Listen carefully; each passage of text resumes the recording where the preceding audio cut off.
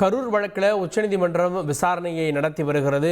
CBI விசாரணைக்கு உத்தரவிடுமா இல்லை தாவேக்கே கேட்டது மாதிரி உச்சநீதிமன்ற ஓய்வு பெற்ற நீதிபதி தலைமையில் எஸ்ஐடி விசாரணை நடக்குமா, இல்லை இந்த வழக்குகளில் ஏற்கனவே இருக்கக்கூடிய ஆணைய விசாரணை உயர்நீதிமன்ற எஸ்ஐடி அமர்வு அப்படின்றதே தொடர உத்தரவிடுமா அப்படின்ற கேள்விகள் எழுந்திருக்கிறது. தொடர்ந்து செய்தியாளர் சதீஷ் முருகன் நினைக்கிறார்.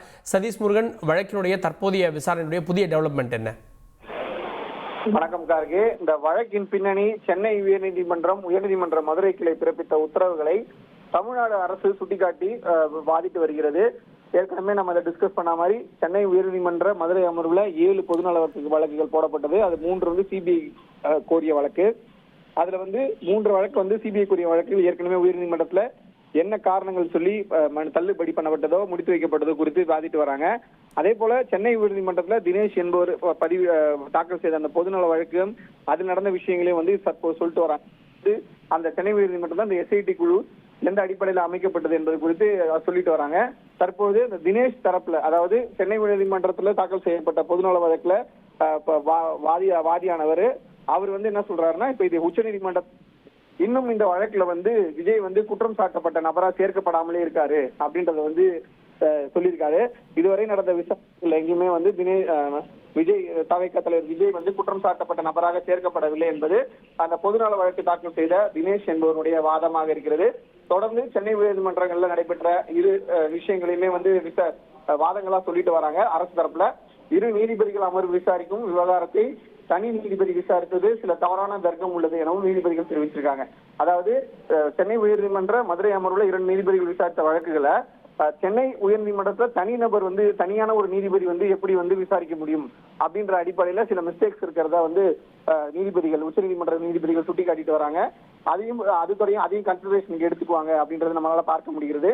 அதே போல இந்த விவகாரத்தில் ஏற்கனவே நம்ம சொன்னது போல அரசு தரப்பு அந்த பொதுநல வழக்கு தாக்கல் செய்த தினேஷ் மற்றும் தாவேக்கா தரப்பினர் என மாறி மாறி தங்களுடைய வாதங்களை வச்சிருக்கக்கூடிய சூழல்ல தொடர்ந்து இந்த வழக்கு விசாரணையானது நடைபெற்று வருகிறது. உச்சநீதிமன்றம் தற்போது இந்த உயர்நீதிமன்ற நீதிபதிகள் வழங்கிய தீர்ப்புல பல்வேறு விஷயங்களை சுட்டிக்காட்டி சில தவறுகள் இருப்பதையும் சில முரண்பாடுகள் இருப்பதையும் சுட்டிக்காட்டி வருவதையும் நம்மால பார்க்க முடிகிறது. எனவே தாவேக்கா சார்பில் கேட்கப்படக்கூடிய அந்த சிபிஐ விசாரணை அல்லது எஸ்ஐடி ஏதேனும் கொடுக்க வாய்ப்பு அதிகமாக இருப்பதாக தெரிய வந்திருக்கிறது. கார்கே, இப்போ சென்னை உயர்நீதிமன்றம் விசாரித்ததில் சில தவறுகள் இருக்கிறதாக தெரிய வருது அப்படின்னு நீதிபதிகள் கருத்து சொல்லியிருக்காங்க. அப்படின்னா அந்த கமெண்ட்டையும் நீக்குவதற்கான வாய்ப்பு இருக்கு அப்படி தானே பார்க்கணும். திரு செந்தில்குமார் அவர்களுடைய அமர்வை பற்றி தானே சொல்றாரு. செந்தில்குமார் அமர்வு அவர் தவறுகள்னா முரண்பாடுகள் இருக்குன்னு சொல்றாரு. அதாவது ஒரு சிங்கிள் பெஞ்ச் போது ஒரு தனி நீதிபதி விசாரிக்கிறாரு. ஆனா இந்த வழக்குகள் எல்லாமே அமர்வுல மதுரை அமர்வுல 2 நீதிபதிகள் விசாரிக்கிறாங்க. ஒரு பெஞ்சை விட 2 பெஞ்ச் அதிகமான விஷயம். 2 பெஞ்ச் விசாரிச்சுட்டு இருக்க ஒரு விஷயத்த ஒரு சிங்கிள் ஜட்ஜ் எப்படி விசாரிக்க முடியும்? அதற்கு அது சட்ட வகையில உங்களுக்கே தெரியும்.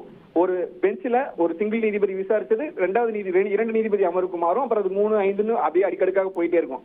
அப்படி இருக்கும்பொழுது 2 நீதிபதி விசாரிச்சுட்டு இருக்கும் போதே ஒரு தனியார் ஒரு நீதிபதி விசாரிப்பதற்கான வழிவகை எங்க இருக்கு, சில முரண்பாடுகள் இருக்கு அப்படின்றத சுட்டி காட்டிட்டு இருக்காங்க. இதுதான் ஆரம்பத்துல இருந்துமே அவங்க சொல்லிட்டு இருக்காங்க.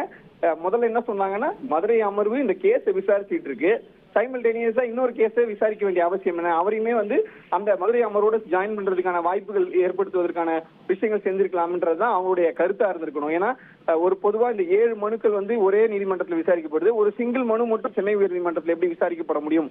இதுல சில சிக்கல்கள் இருக்கு, இயற்கை நீதிக்கு முரணா இருக்குன்னு சொல்லி தாவேக்கா தரப்புல சுட்டி காட்டினாங்க. தற்போது இவங்க நீதிபதிகள் ரேஞ்சில சில கருத்துக்கள் முரண் இருக்கிறத சுட்டி காட்டுறாங்க. அதுதான் அமர்வு கொண்ட நீதிபதிகள் 2 நீதிபதிகள் கொண்ட அமர்வு விசாரித்துக் கொண்டிருந்த ஒரு வழக்கை தனி நீதிபதி செந்தில்குமார் எவ்வாறு விசாரிக்க முடியும், அதுல சில முரண்கள் இருக்கே அப்படின்றத சுட்டி காட்டுறாங்க. நீங்கள் சொன்னது போல முரண்கள் இருந்தாலும் அதுல அவர் சொன்ன கருத்துக்கள் மற்றும் அந்த அமைக்கப்பட்ட சிறப்பு புலனாய்வு குழுக்கான விஷயங்கள் இன்னும் தெளிவுபடுத்தப்படவில்லை உச்சநீதிமன்றத்தால. அது இந்த வாதங்கள் நிறைவடையும் பட்சத்துல நீதிபதியை சாட்டிஸ்ஃபை உச்சநீதிமன்ற நீதிபதிகள் இந்த வாதத்தை ஏற்றுக்கொள்ளும் பட்சத்துல பல்வேறு உத்தரவுகள் பிறப்பிக்கப்படலாம் அப்படின்றத நம்ம பார்க்கணும். தற்போது வரை உங்கள் தந்திவன் தொலைக்காட்சியில் அரசி தினமும் பிற்பகல் 2 மணிக்கு காண தவறாதீர்கள்.